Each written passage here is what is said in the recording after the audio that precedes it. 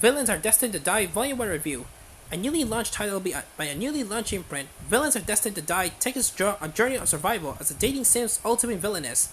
Ivone, a present-day woman, is finally free from the cage of her family, i.e., she moves to a new place which is Stars University.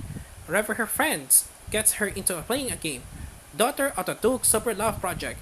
It's a dating game where the heroine needs to win the affection of five love interests.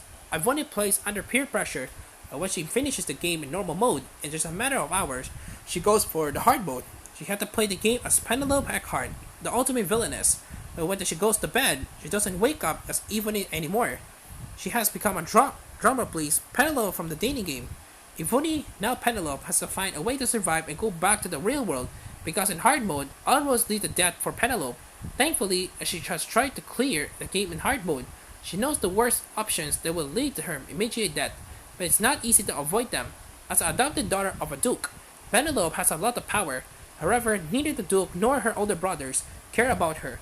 She mistreated and blamed for everything, but the real Penelope might have caused a ruckus. Ivone has had experience with these types of people since she was a child. She won't let them mistreat poor Penelope now that the two are the same person. A feel for this title for the first few pages. The story drags you on whether you want it or not, and you cannot put it down until you reach the last page. The author illustrator did a great job in representing the characters and giving them their own voices and personalities. Not one of them seems to have any similar aspects to the others, unless you count how good looking they all are. Will you pity Penelope by reading this manhwa? Yes. Will you cheer her for the love interest? No. Although handsome and almost perfect, they are cold and have some issue with the villainess. We get to know four of them in the first volume, with the fifth and last one being only mentioned, but you can avoid being curious about him. Penelope's two adopted brothers have never really accepted her in their family, and one of them even goes out of his way to make his life harder for her. The Empire Crown Prince is a bloodthirsty mad dog. One is a slave, and one is a nobleman who is also the head of the Secret Information Guild, who happens to find the real daughter of the Duke, who disappeared years ago, which causes Penelope's downfall, in the game at least.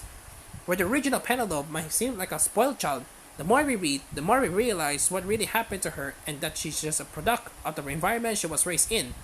Ivone is the same too, but she takes a completely different route. Penelope's story is very similar to Ivone's real life, and Ivone has had to develop a thick skin out of necessity. So no matter who mistreated Penelope in the past, she make them pay and she won't let anyone else use her as a doormat.